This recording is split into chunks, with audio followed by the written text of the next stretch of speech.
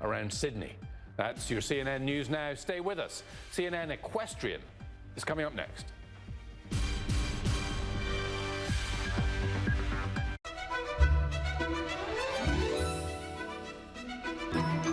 CNN Equestrian Asian Championships in association with Be Grim.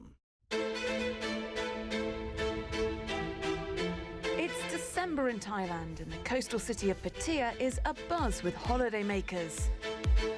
But just a stone's throw from its famous beaches, some of the region's finest athletes and their horses took part in a landmark event in the sport of equestrianism, the first ever FEI Asian Championships. Athletes from 15 countries across the region gathered here in Pattaya to compete for gold and make history. We explore Thailand as the host country revels in this historic moment. Meet some of Asia's most promising rising stars. And see why this sport is about more than winning. It's about that special connection between a rider and their horse. This is CNN EQ Asian Championships.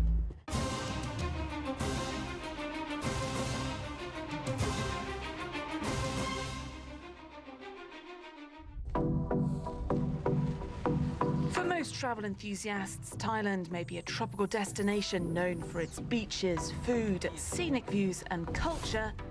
But for equestrian fans, the country is about to be known for one of the sport's newest and much anticipated events, the FEI Asian Championships. Taking place in Pattaya, a beachside city 90 miles outside of the capital, Bangkok, the competition is the first of its kind, bringing together the best riders and their horses from across the region to compete across the 3 Olympic disciplines: dressage, eventing and jumping. But it's no coincidence that officials chose the Thai Polo and Equestrian Club as host for its Asian debut.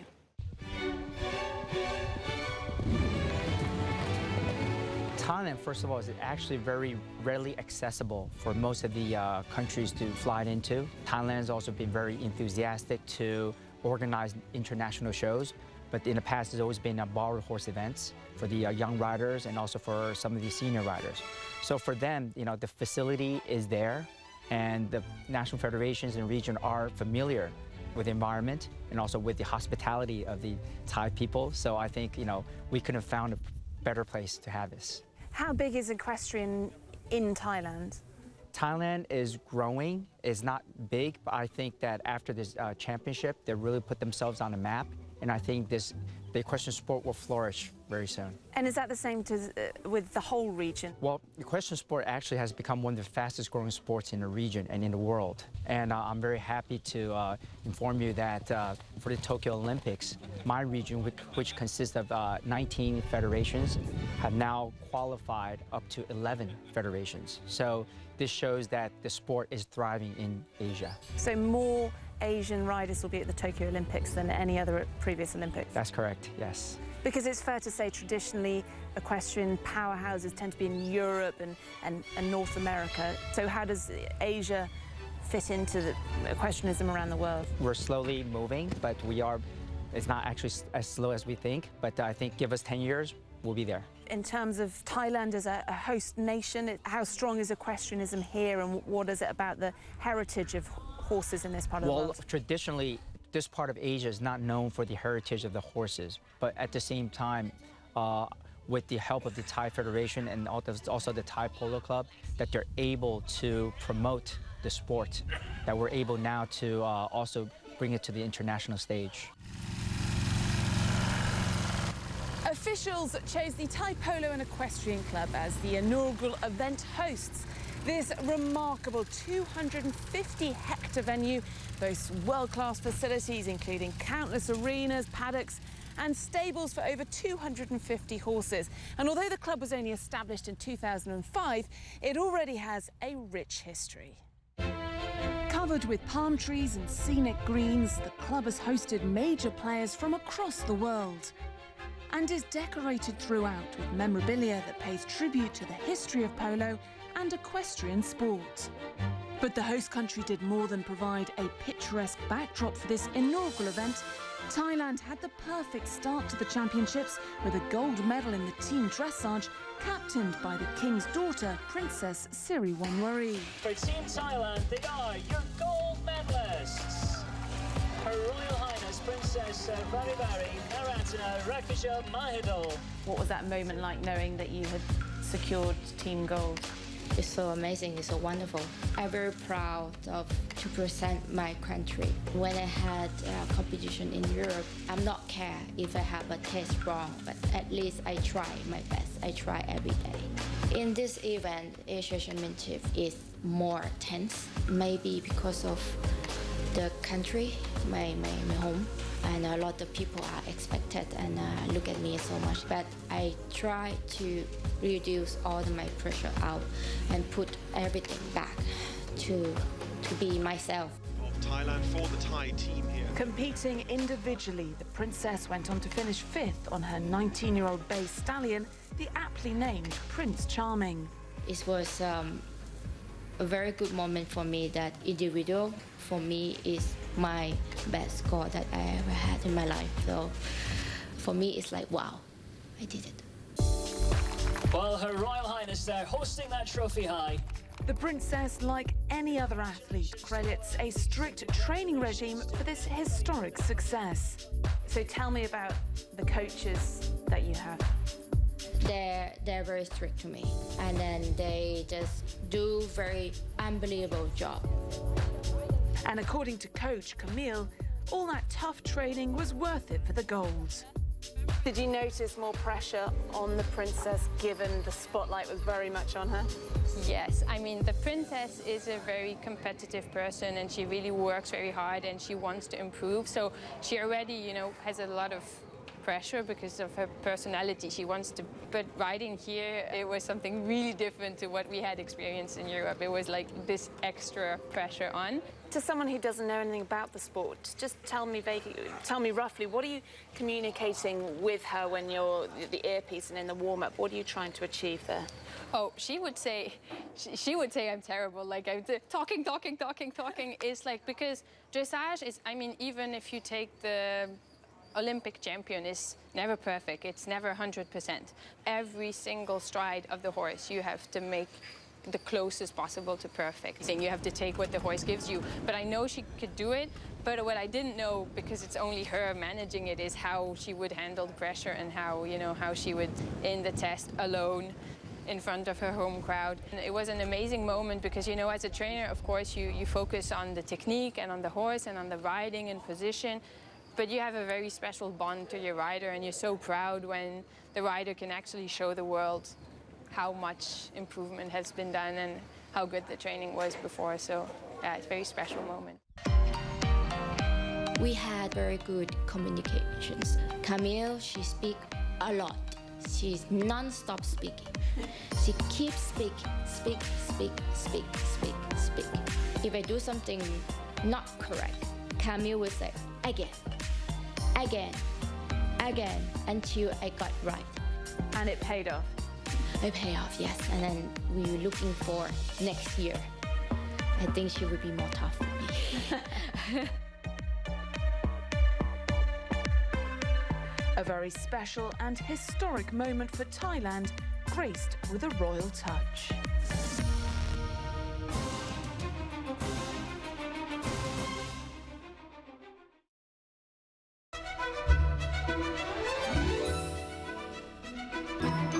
CNN Equestrian Asian Championships, in association with Be Grim.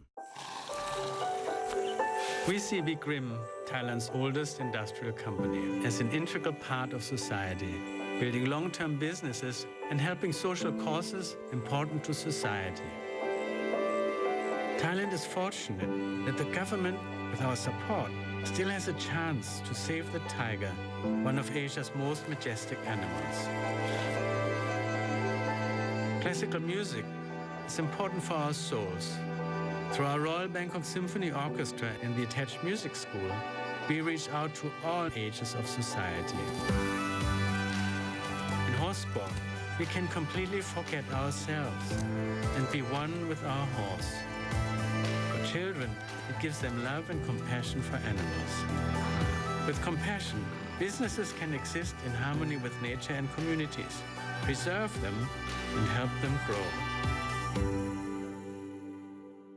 The journey to the top for a successful business in Africa starts with an idea. But how does a concept become a moneymaker? African and global industry leaders share their stories. Sunday on Profit Point in CNN Marketplace Africa in association with Dangote. I'm Layla Santiago in Mexico City, and this is CNN.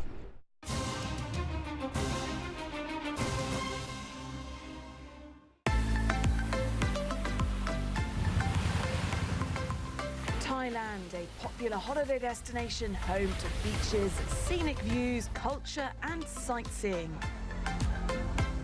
This month celebrated a major sporting moment. The country played host to the inaugural FEI Asian Championships. The historic event marked a momentous occasion for equestrian fans across the region, shining a spotlight on Asian talent in what has traditionally been considered a very European sport. And Thailand did more than just simply play host. The nation seized the moment with some of its most impressive rising talents. And few riders felt that contagious championship energy more than eventing athlete Weerapat Pitakanon. He's represented Thailand on a global scale for more than a decade and has already qualified for the Olympic Games next summer. How significant is it to have an Asian Championships? So this is very important because in Asia we don't have this such a beautiful competition before, and I think this is a new beginning. It's all about rising Asia. It's all about developing equestrian sport in Asia. It's very good for the next generation of Thai rider. How did you get into the sport? When I was 10, so I watched a Chinese movie, and I saw the main actor in that movie, just galloping around, and then one day I just, hey, Mom, I want to ride like the main actor in that movie. But there's one thing, kind of wanting to be like a movie star to competing at the Olympics. How did you go from the sport becoming a hobby to it becoming your career? It's all about passion. So the more I am with horses, the more I love them. Every day I want to be better. My mom very supportive, so she ended up making me the yacht. And then since then, I run a small pony club, and at the same time, we're competing too. Weerapat himself would have provided plenty of inspiration as part of the winning Thai team in the eventing.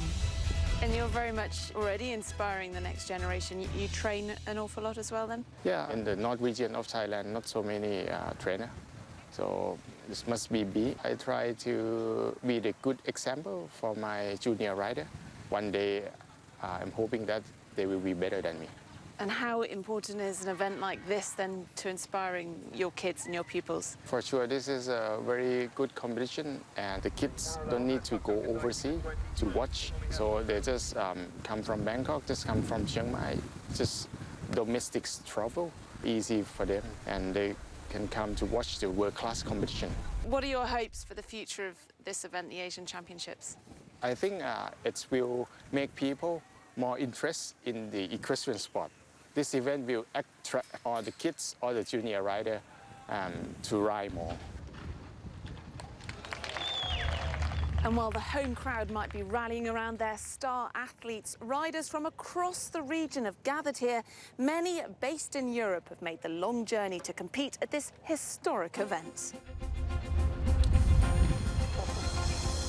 He stays in the gold medal position moving forward. Taizo Sugatani, Harald Link, well stayed on 2. One of the biggest names among them is third-generation Olympic show jumper Taizo Sugatani. He's no newcomer to competing under pressure as a veteran of 6 Olympic Games to date, but Sugatani says being part of these historic Asian Championships is an accomplishment unlike any other. What was so important about this event for you? I heard they wanted to do this championship in August, and I said straight away, I have to go because I know there's Olympic coming up next year, and I think this is also a good step to get ready for the Olympic Games, because this year, 2019, us Asians didn't have any championship, whereas Europeans, they had European championships. So it's only right that if there's a Europeans, there should be an Asian championship. Absolutely, yes. In all the years that you've been riding and competing at the top level, how have you seen the development of equestrian in this region? I must say yes. Most of the top riders, Asian riders, are based in Europe, but now it's time to bring it to Asia and improve more. And so how much has it changed equestrian sport in this region since you've been riding? What was it like when you first started? Well, it's day and night. It's completely different league. We're used to more top level now, and I hope the younger generation follows us, even do better.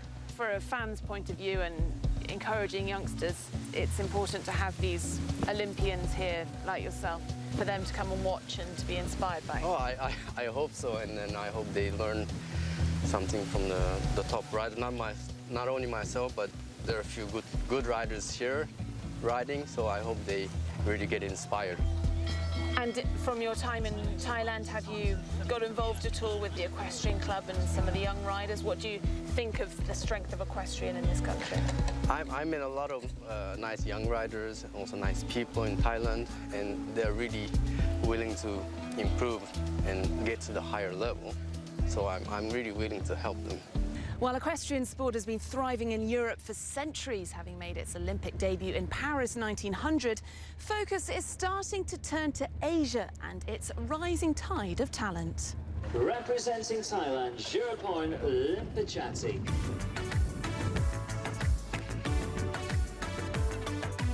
So seems to be the case for Dominique Reeve, who originally hails from the Netherlands and is coaching the Thai jumping team. And how long have you been involved with the Thai team? Well, I've been involved with the Thai team already for several years. I've been to 2 Asian Games already with them, not as a coach, but then I was a trainer of the girls. This is the first time I'm being a coach as well. But we've been for like more than 10 years acting with the Thai team. Well, just how significant is the first ever Asian Championships for the Thai team? Yeah, it's very special, and it's very nice that it's here in Thailand as well. For 3 of them, the first time that they ever do something like this, so then especially it's very exciting. Have they felt the pressure, given it was a home games? Yeah, of course they want to try to do good, but they also knew they were still young and they are still quite new in it. So the pressure, yeah, of course, they have a lot of people coming from home here, so then it's always pressure to do good. And since, well, in the 10 years that you've been involved with the Thai team, how have you found the rise of equestrianism in this country? Yeah, the rise is going to be big. It's the same thing with whole Asian, actually, because if you see the Asian Games like 8 years ago and the Asian Games from last year, that's already a big change, and everything is getting bigger. The ride is getting better, and Thailand's also trying to get improved with that too. It's just the other countries are also rising very hard. Everything, the whole sport is rising. A rising tide of Asian talent to show the world that while these may be the first FEI Championships in the region, perhaps we're yet to see the best of what Asia has to offer.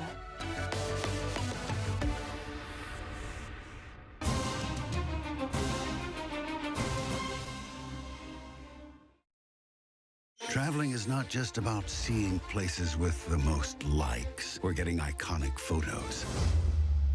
Amazing.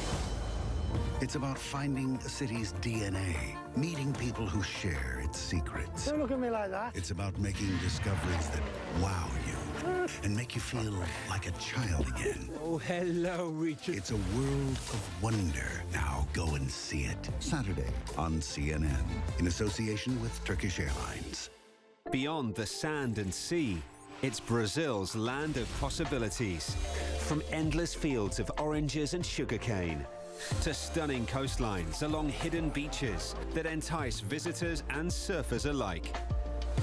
Plus the home of Latin America's largest aerospace hub. Explore the diversity of Sao Paulo state, Brazil's economic engine. On Sao Paulo, Saturday on CNN. Your new early morning lineup. The Brief with Bianca Nobilo. Your World Today with Issa Suarez and Cyril Vanier. There's no better way to bring breaking news into context.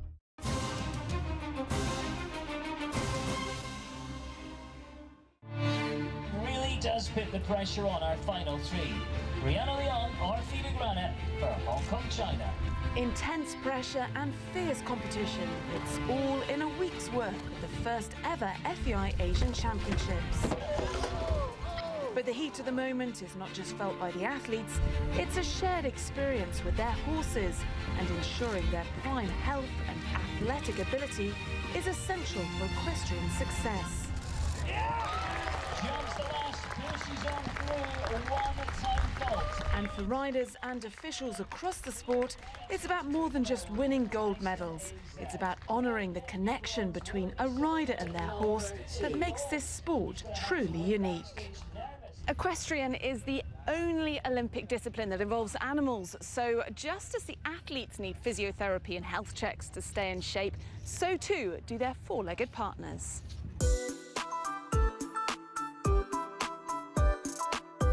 And here at the Thai Polo and Equestrian Club, its world-class facilities include an on-site horse hospital. So when was this horse hospital set up, and tell me about some of the facilities here? The hospital was set up in 2012. We start with little amount of horses, but every year we got more and more people interested on keeping the horses here. And then we thought that we need to have something on site to be able to look after them properly. So today there's only 4 horse hospitals with the facilities that this one has, and 3 of them belong to the universities, and that's about 3 to 4 hours away from here. So we thought on the club, we thought on Pattaya and the whole region, and there was nothing like this around for horses, so we decided that it was worth it to invest and create this facility. Also to guarantee to our guests and horse owners that they will have a proper look after of the horses. So we built this hospital, which it has all the necessary things, including an operation room to make surgeries on site. The fact that the Thai Polo and Equestrian Club has this facility, that must have been quite influential in terms of the FEI deciding that this would be the host venue for the championships. Well, I think when they come to check our facilities, they were very happy to know that we have this on site. Probably they wouldn't expect it. I think it's a place that when you come in, you don't expect what you really found, with all the fields and the arenas, and having a hospital in place is really special, I think. I'm very proud because having an FEI Asian Championship here is like a dream. The Thai Polo and Equestrian Club is the only club in the entire country with its own fully functional horse hospital.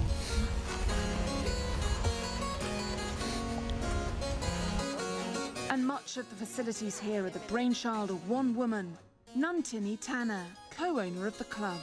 So how significant is it having the first ever Asian Championships here at your club? Very proud and very happy because we've been at it for 15 years. I started riding when I was very young, but at that time there was nothing. Equestrian doesn't really exist in Thailand. We're very small. And now we have everything. And then finally taking their place on the podium with 3 clear rounds here today, it is your gold medalist from Hong Kong, China. You're the obvious choice then for the inaugural Asian Championships. Yes, I'm also surprised, because to have the FEI decided that, we have good enough facility to host the Asian Championship. Because in Asia, especially in Thailand, equestrian is not part of our life. And then to be able to arrange this championship, it makes us very proud. And then to see all the Asian country join us and everybody happy. And they think that, it's great that we created this championship.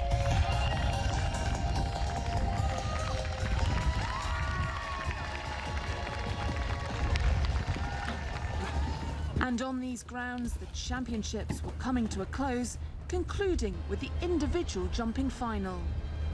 Taizo Sugitani, he's last to go. Harry Demise for Japan. Japan's Taizo Sugitani, who we met earlier in the show, was leading a competitive field.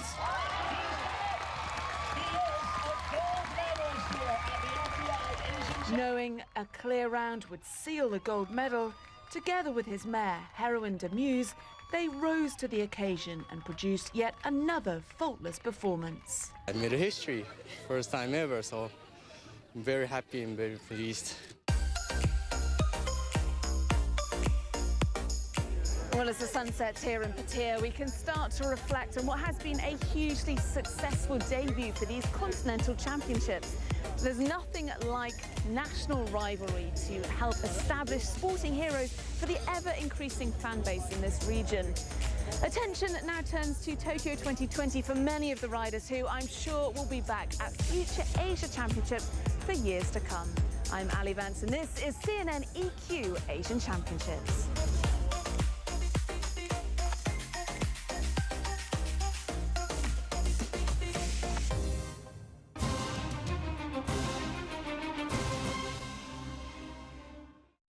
So many questions about what is the federal government doing. Do you get the anger that is out here? They've closed off this entire street. Do you really think you're a champion of the gay community? Sir, with all due respect, that's the argument of a 5-year-old. I didn't start it. All the places I've been and all the things I've seen, all the people I've talked to, I carry with me. They're a part of what I do every night right here, holding the powerful accountable, keeping them honest. AC 360, Tuesday through Saturday only on CNN.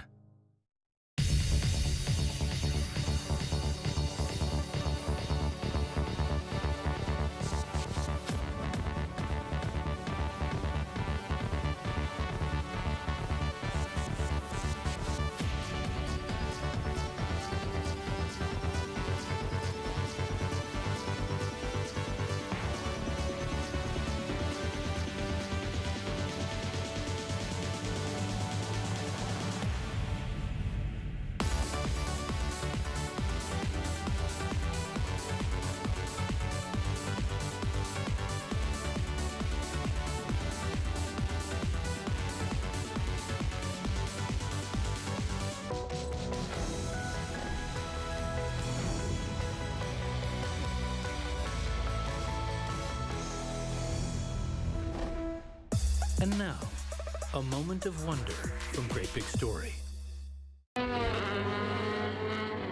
スピード感が一番好きです。怖いとは思ったことはないです。野田じいじです。